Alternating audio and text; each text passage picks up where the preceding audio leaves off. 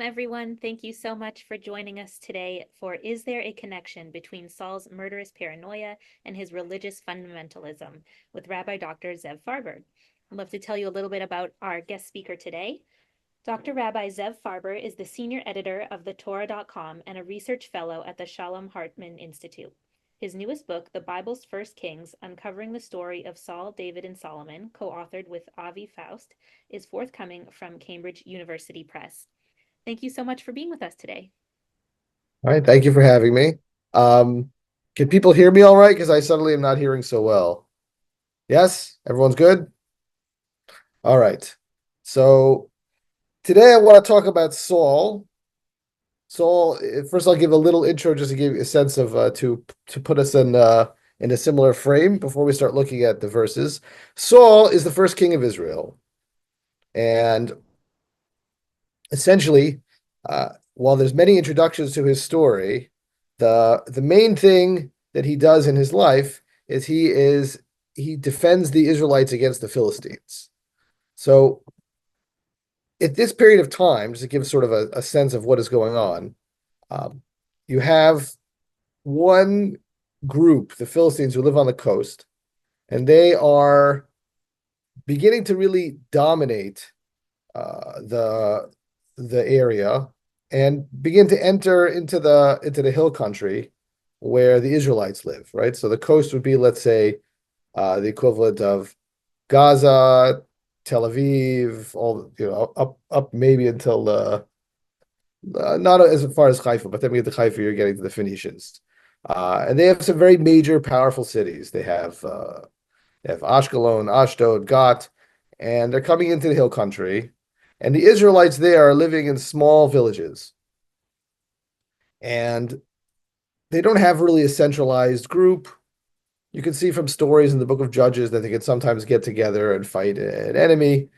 But what Saul essentially does is that he becomes the first king to gather together and establish an actual military to push back against the Philistines. And the core story of Saul in 1 Samuel 13 and 14 is about these battles with the Philistines and the escapades of his son Jonathan and how he pushes them back, etc., etc. That's Saul when we think of him politically. And then if you jump to the end, I hope it's not too much of a spoiler, when we jump to the end, Saul's final battle, which comes at the end of the first book of Samuel, is where he fights the Philistines on Mount Gilboa, which is right next to the Jezreel Valley, next to Megiddo, a place where many, many historical battles were fought, and loses and is killed. He and his sons are all killed. Israel loses that battle, and that opens things up for David to eventually become the king. So his life is very much framed by this constant push against the Philistines. That's him politically. So in a certain way, Saul is a heroic figure in Israelite history as someone who defended Israel against the Philistines and established basically a political entity that did not exist before, that leads to the hundreds of years of Judah and Israel as polities in this area. But the Bible has a lot of issues with Saul. And it comes on two layers. One is to keep in mind that by the time the Bible is written, we already have David as king, and there is a very strong pro-David bias of how he's really the legitimate line, and Saul's was illegitimate. But of course, it didn't have to go that way. It could have been positive. You could have seen Saul as the first king and a legitimate king, but for whatever reason, his line did not continue because he lost the battle, and David's continues. That, by the way, if you want to look at history, that's exactly what Darius does in Persia. Darius does not trash talk Cyrus to try to make it that was an illegitimate line. He figures out a way to connect himself to Cyrus with some fantasized ancestral history and says that he's the real successor of Cyrus. David could have played the same thing. He was Saul's son-in-law. They could have played it as he's the real successor of Saul, but it doesn't really happen that way. In many ways, there's a lot of negativity about Saul. But the specific negativity deals with two things. And what I want to talk about today is how those two things have some connection. One is apparently, from the way the Bible describes Saul, we're looking at someone who suffers from paranoia. Right? Thinks everyone's out to get him, everyone's out to take his throne. David's out to take his throne. His son is conspiring against him. Everyone's conspiring against him. It's a classic paranoia type of talk. But the other layer, and this is what we're going to look at, the connection, is that there are times when Saul is being described not always in a paranoid way, but still acting in that same sort of cruel, destructive way. The killings of many, the killings of many. Right? Sometimes it's the paranoid stories, and sometimes it's not in those stories. And what I want to look at is what ties all this together. So we're going to look through these various sources and see if we can understand something about Saul. So first, I wanted to start with what I consider a rather positive depiction of Saul. This, to give you this where this comes in the Bible, as I mentioned, chapters 13 and 14 in 1 Samuel summarize his battle against the Philistines. And then you have at the end of that what you might call a summary of his reign. It's interesting to have a summary of his reign in chapter 14, given that he's going to be reigning all the way until chapter 31. Narratively, literarily, it gives a kind of hint that we want to summarize Saul as a king in a successful kind of way. And then we're going to talk about other things about him, a whole narrative of his falling into paranoia. So, looking at the source, after Saul had secured his kingship over Israel, he waged war on every side against all his enemies, against the Moabites, Ammonites, Edomites, Philistines, kings of Tzova.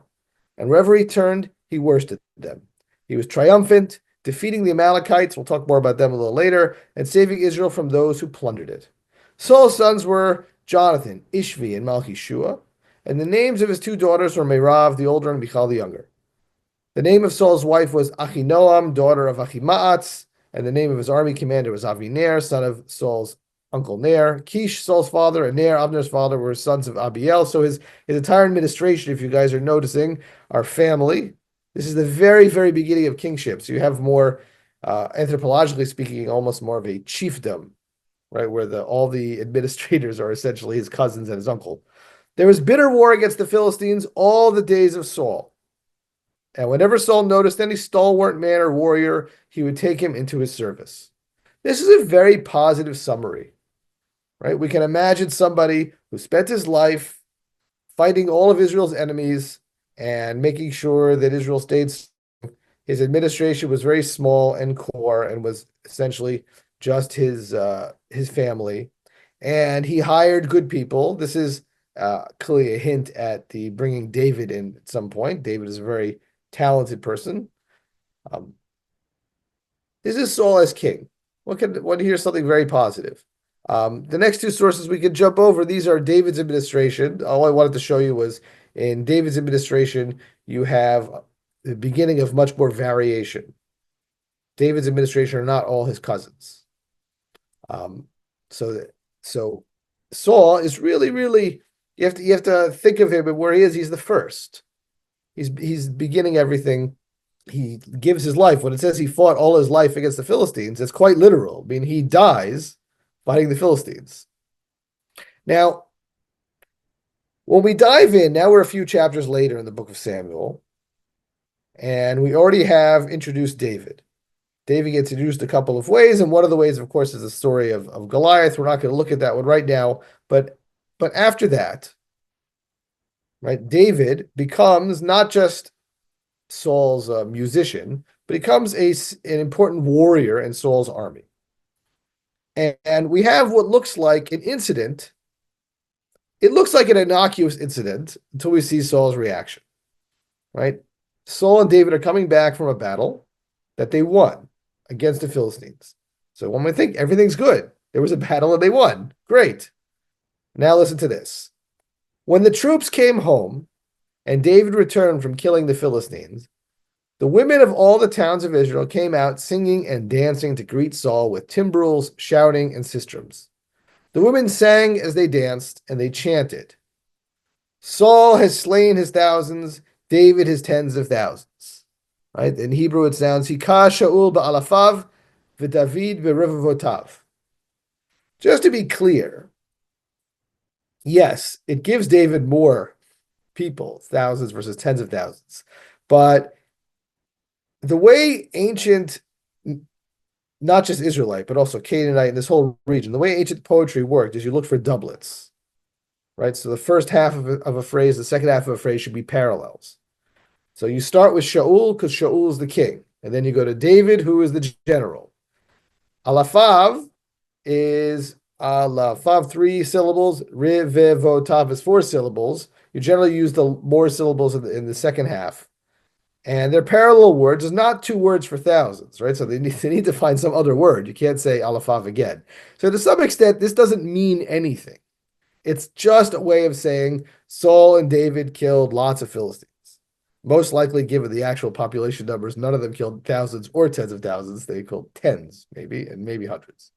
But there were not tens of thousands of Philistines around to be killed.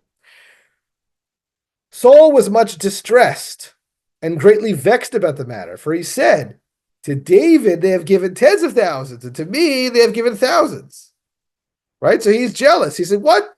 They said that David killed more guys than I did. All that he lacks is the kingship. Right? The odlo acham lucha. It's like, that's it. Already they're making David the more powerful warrior. Why don't they just give him the crown already? Why don't they just get over with it? So you're beginning to hear paranoid discourse, right? Because the women who are singing are not at all upset with Saul. And in fact, if you go back to the description of Saul as king, there was a very positive description saying, when he found someone talented, he brought him in. So this fits with that. David is talented. He brought him in. But that's not how he's taking it. He's taking it as implied criticism and as if the women are saying they'd rather David be king. From that day on, Saul kept a jealous eye on David. Okay? So, and now we get into the next episode. So at this point, what we've seen is that he's interpreted this compliment as something negative. And he is suspicious first of the women and then of David, right? That there's a conspiracy. So look at the next story. Remember, the other thing that David does is that he plays music for the king. The reason he does that is because Saul has fallen into a kind of melancholy, a depressed melancholy, and he needs calming music to sort of bring him back to a normal frame of mind. So that is David's other job. I mean, already it's quite a lot, right? He's got to both be the musician and he's got to be a warrior. The next day, an evil spirit of God gripped Saul. That's how the Bible describes his melancholy. And he began to rave in the house while David was playing the lyre, as he did daily. Saul had his spear in his hand, right? So up until now, it's the normal Saul feeling angry and wild and upset. But now we're mentioning a new fact. Because remember, the previous story, Saul was already getting suspicious of David. Saul had a spear in his hand, and Saul threw the spear, thinking to pin David to the wall. But David eluded him. So we have here a jump. And look at the speed of this jump. This is literally the same chapter. It's verses later. Saul and David come back from a battle in which they kill thousands of Philistines and have a success thing. And in the next story, because of this suspicion, Saul is literally tries to murder David, not sneaky, not poison in his bowl, whatever. He takes a spear and throws it at him. And then it continues. Saul was afraid of David, for the Lord was with him and turned away from Saul. So Saul removed him from his presence and appointed him chief of 1,000 to march to the head of the troops. Right? So Saul tries to kill David, fails, is now extra afraid of him because he's shown his cards. And if David really is in some kind of conspiracy to take the throne from Saul, then David might throw a spear back one day. And if you keep in mind, one of the ways that Saul and David are introduced is the story of Goliath. Just to give some context for how humiliating that story is to Saul. When Saul is appointed king, so the one thing that the Bible mentions twice about him is that he was head and shoulders taller than any Israelite. Saul was enormous. He was an enormous man. David is described as being very good looking, redheaded, but when he defeats Goliath, if you remember, he doesn't defeat him in a sword to sword overpowering, right? He throws the rocks at him with the slingshot and kills him. But when Goliath comes out and says, "Send me your champion, and we'll go head to head," it's Saul.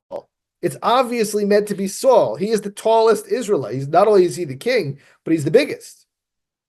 It was a way for the Philistines to try to take out the king, to say, we're sending our biggest guy. Obviously, you're going to send your biggest guy, and we'll see what happens. And Saul does not think he can defeat Goliath, so he doesn't go. And all the pressure on the troops is a little bit artificial because he's not looking for that. He's looking for Saul. And the fact that he sends David in the end, who's still small, is on one hand, it's a relief, but it's also very insulting because everyone knows who was supposed to be there. And now Saul has seen that David has killed a large man before, and he's quite a good warrior, so he's afraid.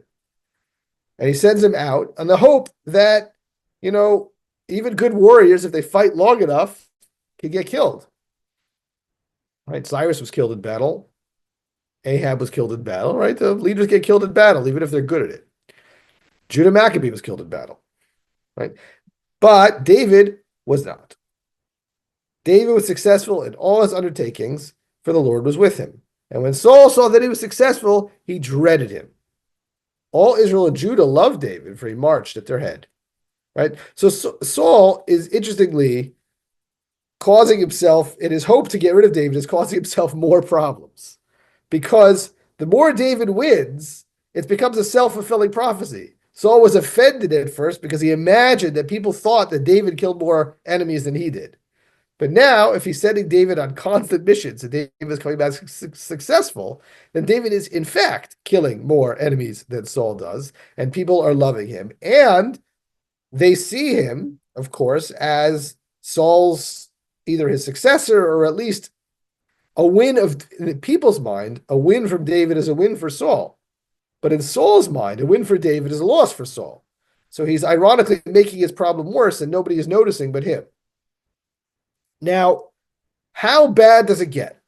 Right, before we start jumping to the fundamentalist point, I want to show you how bad it gets. If you think it was bad that Saul literally throws a spear at David in his own palace, and David is engaged or married to his daughter and is one of his chief generals and his musician and the hero who defeated Goliath and all these things, and still Saul literally tries to murder him, look what happens here. So David at one point complains to Jonathan that he's afraid to go back because he thinks that Saul is going to murder him, which is not unreasonable given that Saul threw a spear at him. Jonathan thinks that maybe his dad is a little unbalanced and was a little whatever. He's going to find out. He's going to spy. So instead of showing up to dinner, David hides out in a field. The new moon came, and the king sat down to partake of the meal. When the king took his usual place on the seat by the wall, Jonathan rose, and Avner sat down at his side. Avner is his chief general and also his first cousin. But David's place remained vacant. Keep in mind, this is very family-ish. It's who's eating dinner here. It's Saul, his son Jonathan, his cousin and chief general Avner, and ostensibly his son-in-law David. They're supposed to be there for the meal, but David's not there. That day, Saul said nothing. It's accidental, he thought. He must be unclean and not yet cleansed. So Saul thinks nothing of it. But on the day after the new moon, the second day, David's place was vacant again.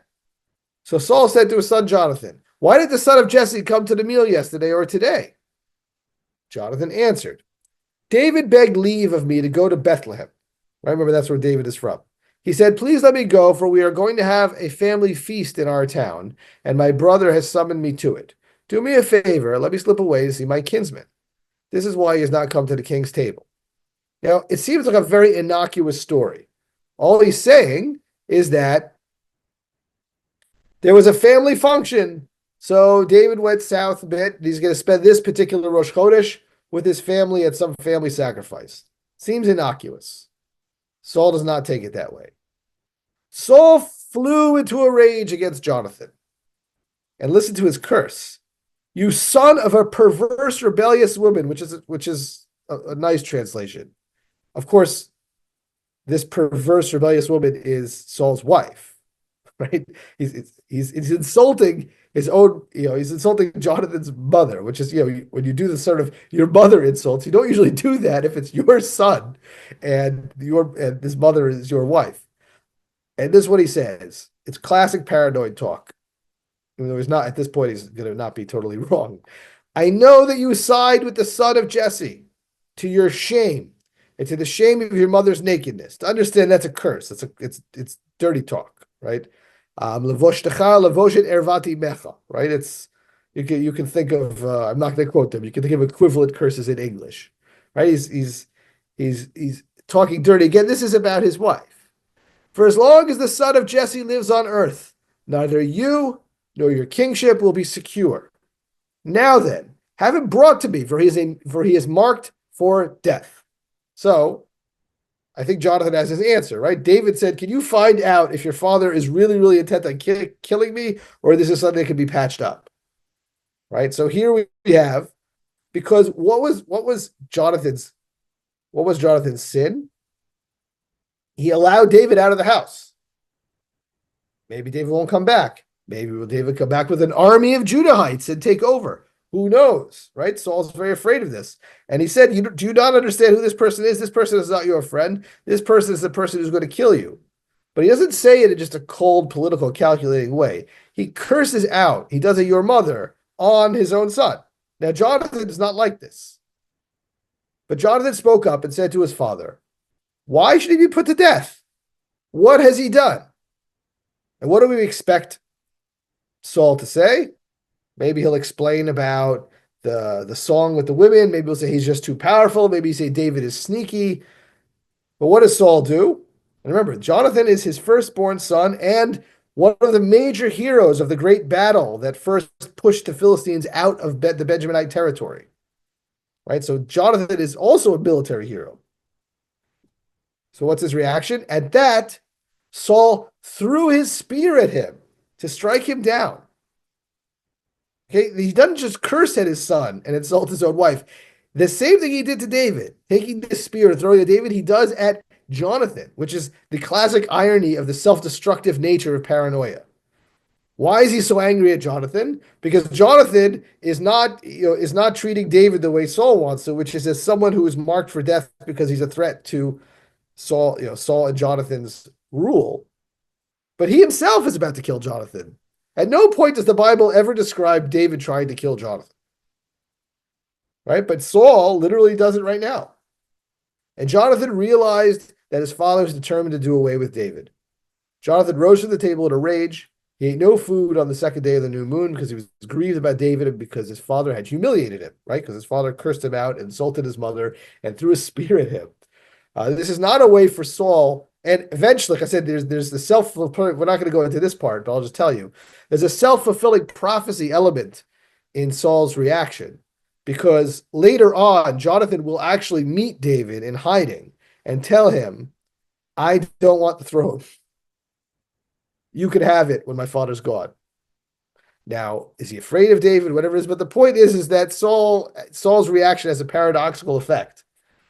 Jonathan, maybe his personality was just not ambitious in this way, but whatever he was, or maybe he was in love with David. There's a lot of speculation. But the bottom line is, everything Saul is doing has a paradoxical effect. He, in theory, imagines what he's doing is establishing his power over David. But ironically, what he actually does is he makes David the most important of all of his warriors, better known than Jonathan or Avner or himself. He marries David to his daughter. I guess it's to keep your enemies closer, but it doesn't help. Give David a claim, and he turns his own son away from him because Jonathan no longer trusts his father. Now, these stories are edgy and they're scary. He throws a spear at David, he throws a spear at Jonathan, but if one is saying, well, still no harm, no foul, he didn't kill anybody, let's get to that story. This is a pivot story and an important one to think about. So, David at one point runs off there's a lot of different versions of how he runs off. So there's one version that he runs off after Jonathan warns him. Another version is that he's at his home and Michal, his wife, was Saul's daughter, Jonathan's sister, warns him and puts a fake a trophim, a trough, it's like a human-sized mannequin-y thing that is supposed to tell you the future. And she puts a little fake hair on him. You can hear echoes of the story of Rebecca and Jacob, and pretends that David's asleep in bed while David sneaks out the window and runs south. Whichever one we follow, he runs south, and at some point he comes to a city called Nov. Nov is a city of only priests, and he needs to eat. And he convinces them to let him eat, and even to give him. They have the sword of Goliath, and they give it to him. Now, as far as they know, A, David's the guy who killed Goliath. B, David is the king's son-in-law. C, David is one of the most important warriors who fights the Philistines. So why on earth would we not? But Saul sees everything as rebellion. So to his mind, what this proves is that cabal that he's found already, which includes the singing women, they started the cabal, David, his son and daughter, who both saved David from him, now includes the priests of Nov. Right? There's a huge cabal against him, trying to unseat him. He's very angry. So when Saul heard that David and the men with him had been located, Saul was then in Gibeah, sitting under the tamarisk tree on the height, spear in hand. It's never good when Saul has a spear in hand, with all his courtiers in attendance upon him. Saul said to the courtiers standing about him, "Listen, men of Benjamin, will the son of Jesse give the fields and vineyards to every one of you? And will he make all of you captains of thousands or captains of hundreds? Is that why all of you conspired against me? For no one informs me when my own son makes a pact with the son of Jesse. No one is concerned for me, and no one informs me when my own son has set my servant in ambush against me, as is now the case." Right? So this begins as a rant about why haven't you found David yet? You're all in on it, right? It's this classic paranoid talk, right? You're all in on this. You all like him better than me. And now he has somebody who is on his team, as we said. When Saul finds a talented man, he brings him on. Doeg the Edomite, who was standing among the courtiers of Saul, spoke up. "I saw the son of Jesse come to Achimelech, son of Achitub, at Nov." Right? So that was the story I just told you, right? He was at Nov with the priests. He inquired of the Lord on his behalf and gave him provisions. He also gave him the sword of Goliath, the Philistine. Thereupon the king sent for the priest Achimelech, son of Achitub, and for all the priests belonging to his father's house at Nov. They all came to the king, and Saul said, "Listen to me, son of Achitub." "Yes, my lord," he replied. And Saul said to him, "Why have you and the son of Jesse conspired against me? You gave him food and a sword and inquired of God for him, that he may rise and ambush against me, as is now the case." Now, of course, this is probably entirely incomprehensible to Achimelech. Why would anyone think that David is rising against Saul? I mean, we didn't read the story, but that's not what David says, right? David pretends he's on a mission from the king. But why would Achimelech not believe that? So Achimelech replied to the king. He seems like he's being a very straightforward, honest guy. "But who is there among all your courtiers as trusted as David, son-in-law of your majesty, and obedient to your bidding, and esteemed in your household? This is the first time that I inquired of God for him. I have done no wrong.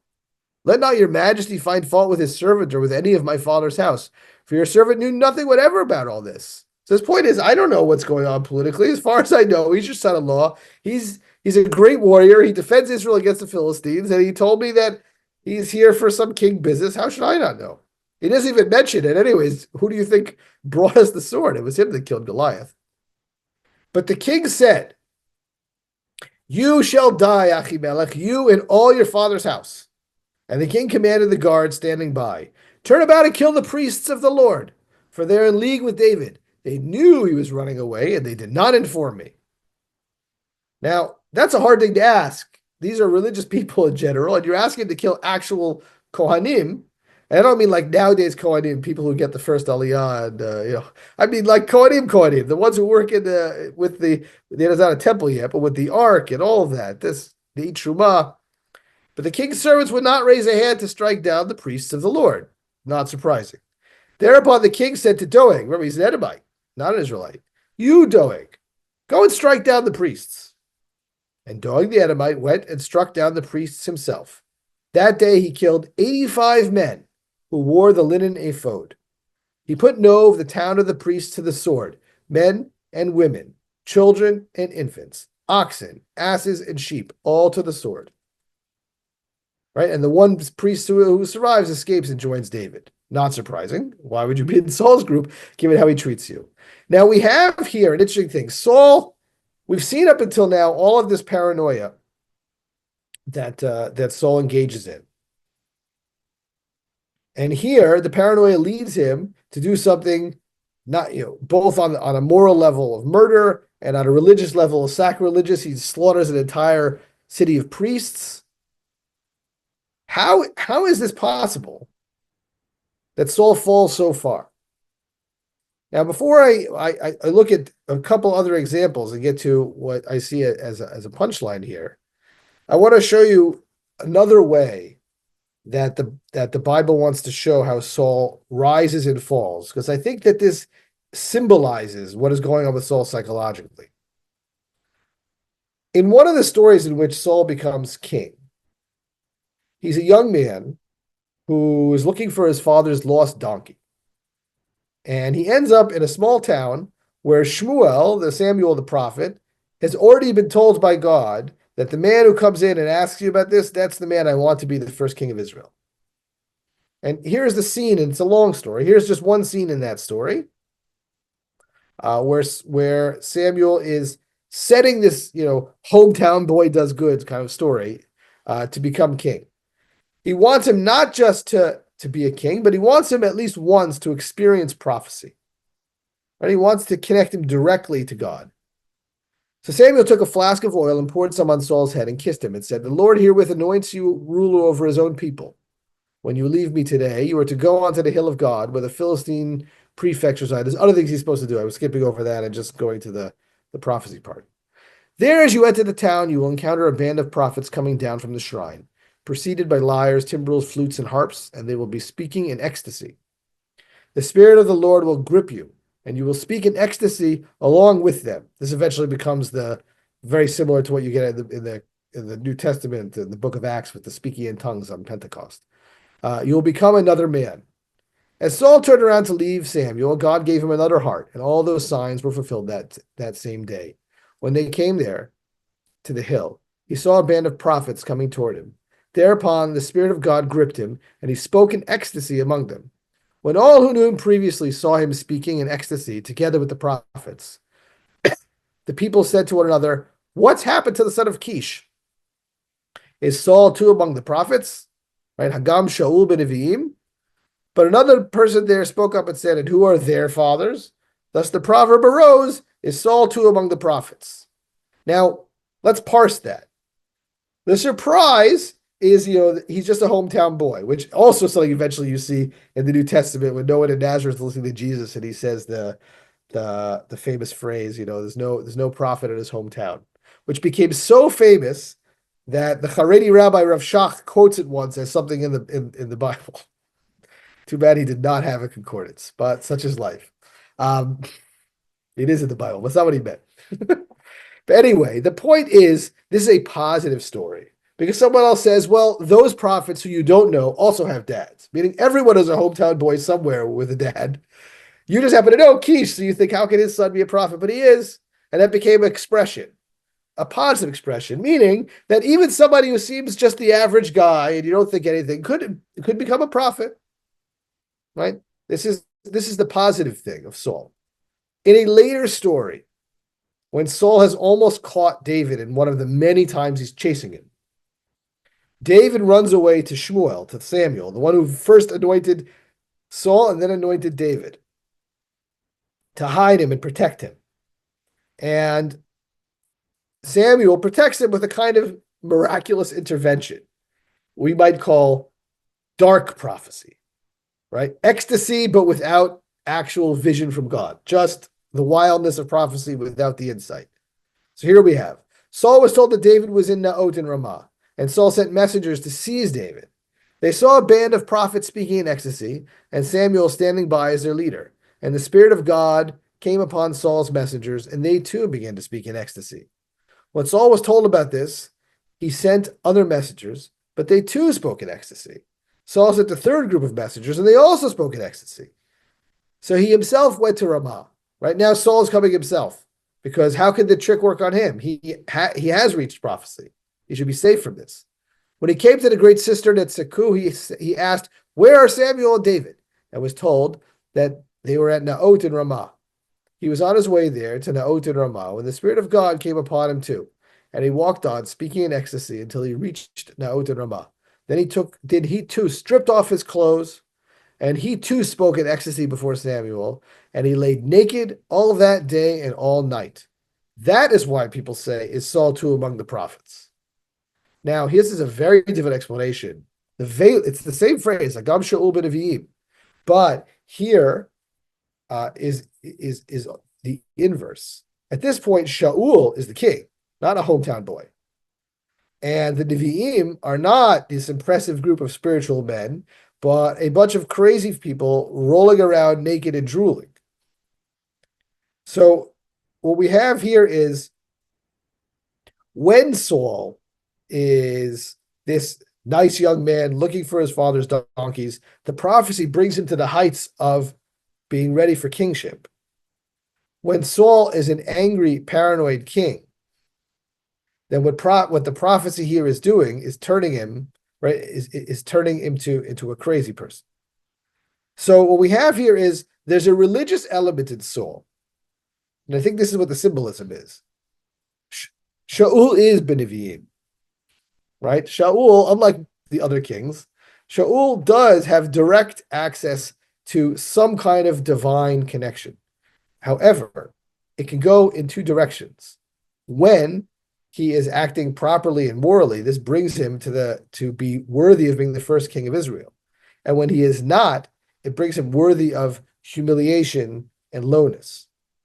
Now, what I want to say is that there is something else that we can see on this axis, which is Saul's action as a killer.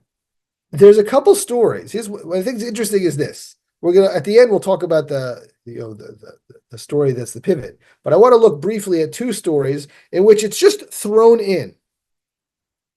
One story is this. Saul is on the eve of his final battle. He feels that he's not going to win.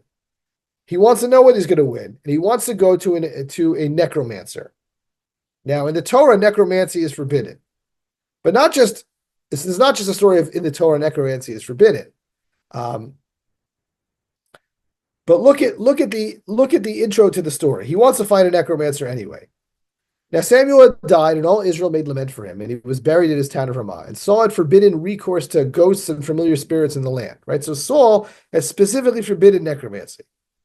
The Philistines mustered, and they marched to Shunem, and Saul gathered all Israel, and they encamped at Gilboa. When Saul saw the Philistine force, his heart trembled with fear.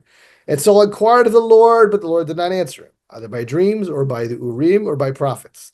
Then Saul said to his courtiers, "Find me a woman who consults ghosts, so that I can go to her and inquire through her." Apparently, this was a talent that women were best at. And his courtiers told him that there was a woman in Endor who consulted ghosts. This itself is interesting. Saul has forbidden this, but they seem to know that there's people doing it anyway, so they haven't fully enforced it. Saul disguised himself. He put on different clothes and set out with two men. They came to the woman by night and said, "Please divine for me by a ghost. Bring up for me one that I shall name to you." And listen to the woman's answer. But the woman answered him, "You know that what Saul has done, how he has banned the use of ghosts and familiar spirits in the land. So why are you laying a trap for me to get me killed?" Right? Saul swore to her by the Lord, "As the Lord lives, you won't get into trouble over this." Now, she's afraid that Saul's reaction to her being a necromancer is that he will kill her. She doesn't know that this is Saul, or she does and pretends not. It's unclear. But the point is, every necromancer knows that Saul is zealous for this law. It's not just a law, but it's a law he enforces with killing. Right? And she's afraid for her life. Next story is to some extent even worse. And this is a key one that will bring us to the last point. Here's a story that's set after Saul is dead. It's in the reign of David. There was a famine during the reign of David, year after year for 3 years. David inquired of the Lord, and the Lord replied, "It is because of the blood guilt of Saul and his house, because he put Gibeonites to death."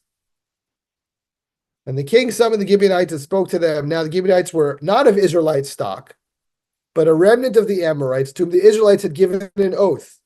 And Saul had tried to wipe them out in his zeal for the people of Israel and Judah. In the end, the story becomes quite horrible. They say that they want them to kill Saul's descendants, and David does it in order to get rid of the famine. But here is something interesting. This is the key point, I think. B'kanoto livnei Israel v'Yehuda. The Israelites, this is going back to a story in Joshua, where Joshua protects the Gibeonites because of an oath. The oath has under false pretenses, but Joshua thinks that that's still enough. It binds Israel to the Gibeonites forever. He has to protect them. Saul, years later, tries to wipe them out. Why? Because he has zeal for Israelite purity. So look what happens. If you have a similar axis. In the story of the Philistines, Saul's military power, his zeal for Israel and Judah, is what saves the Israelites from the incursions of the Philistines, and that is very positive. But this same zeal, like we saw with the prophecy, the same zeal goes the other way, where Saul decides another thing I could do zealotry is I could start thinning out the people in our own world that are not appropriate. Right? I'm going to get rid of the necromancers. I'm going to kill them. The Gibeonites are not really part of us, and we never should have made a deal with them. So you know what's the best thing to do? I'm going to kill them. This is what I mean by that prophecy axis, right? There's the positive Saul, who's the warrior who fights off the Philistines. That we remember well. There's the Gibeonite Saul, who we look at horrified. And that same Saul, when turned paranoid, can not just kill Gibeonites or necromancers, but can kill priests. If he can kill David, this challenging son-in-law who he thinks is scheming against him, true or not, he can kill Jonathan, his own son, who doesn't see it, right? This is the problem, this leadership, this ability that falls out of control. I want to end with one final story, but before I mention it, I'm not going to read it, but I'm going to talk about it because this is the punchline. I want to read a suggestion that a colleague of mine mentioned to me when I was talking to him about this idea. And he says he thinks that there's a story in the Bible itself that shows what breaks Saul. I don't maybe that be going too far, but I want to share it with you. It's by our colleague Isaac Sassoon. It's in a comment about the curse of Simeon and Levi. If you remember, Simeon and Levi slaughter all the Shechemites. They make a deal with them that Shechem can marry Dinah if they circumcise, but they break that deal, much as Saul does with the Gibeonites. And when they're weak, come and slaughter them. And here's Sassoon's comment. The subjugation of humaneness to lofty principles invariably leaves its mark. And just as the banning of Amalek may have upset Saul's spiritual equipoise, predisposing him to come down hard on Nov, so too slaying the denizens of Shechem must have taken its toll on the perpetrators. So what is that story? I will tell it to you briefly, and then we can open up for discussion and questions.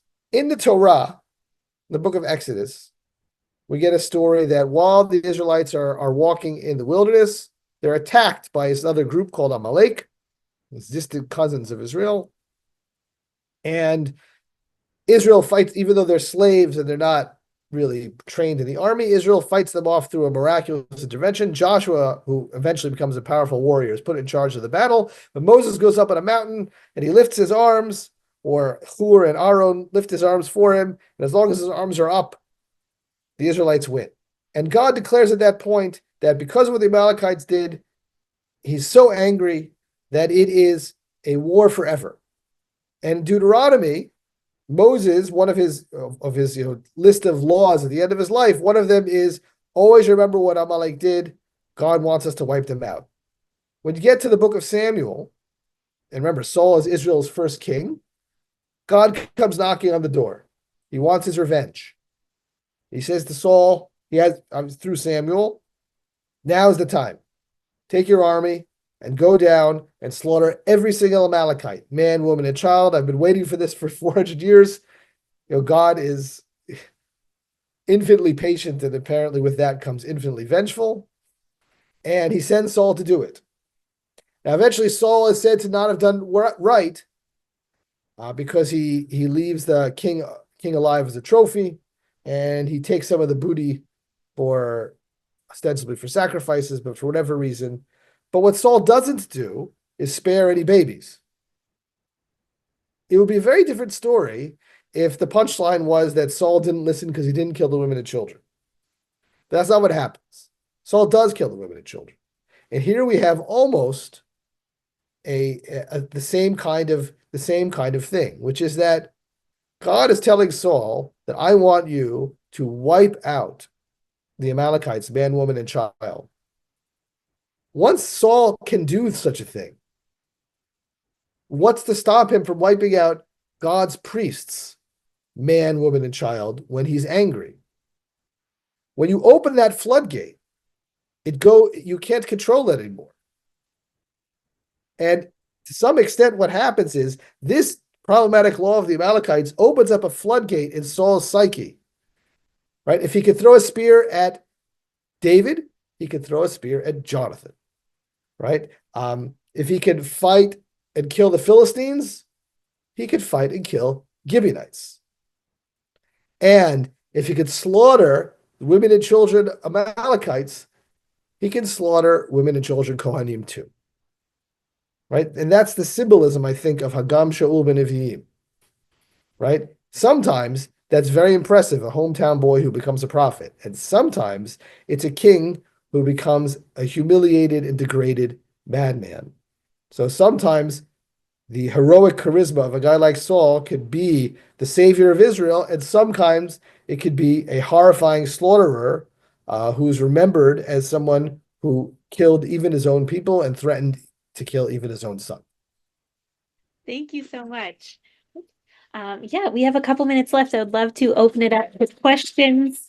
All right. If anyone would like to ask a question, please feel free to raise your hands and we can call on people to unmute, or you can also write things in the chat as well if you'd prefer. All right, well, thank you so much for your great presentation. Just want to let everyone know about our next class. That will be next Thursday, I believe. Oh, sorry, you know what? I have the class from 2 weeks from now up, so let me tell you about that one. In 2 weeks, on December 12th, we have the religious significance of secular studies according to Rabbi Yosef Chaim. That'll be at 10 a.m. Mountain Time on December 12th. So we hope you can all join us for that one as well. And thank you so much for being with us today.